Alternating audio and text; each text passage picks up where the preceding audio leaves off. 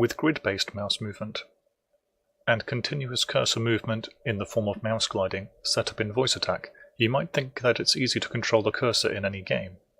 And while in most this is true, now and then there are games in which VoiceAttack's cursor movements work on selection and pause menus, but not in the real game. For example, in Golf with your friends, the menu is happy to listen to VoiceAttack moving the cursor continuously, but the camera won't move when you get back to the game.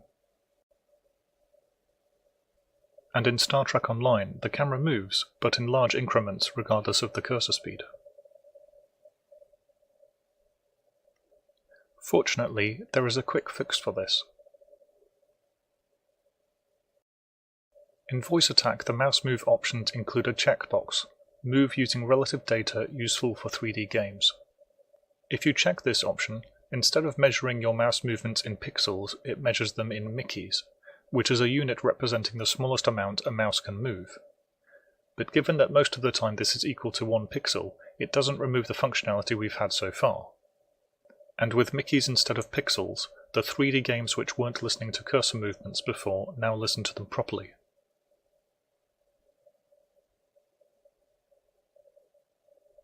If you have used the same cursor commands for discrete and continuous cursor movement across several profiles, it will be tiresome to manually correct this in all of them. It is much more efficient to correct them in one profile. Export just those commands from that profile, ideally naming this exported profile as one containing the corrections, and then import that new profile into every profile which will need those shortlisted commands, copying over them each time.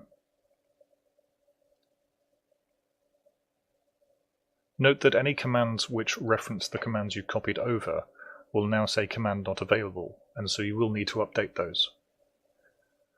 The reason to do this rather than replace the entire stop command itself is because these are specific to this game, but aren't specific in every game. Note also that VoiceBot doesn't seem to have this problem, which likely means that it implements Mickeys in its cursor movements by default.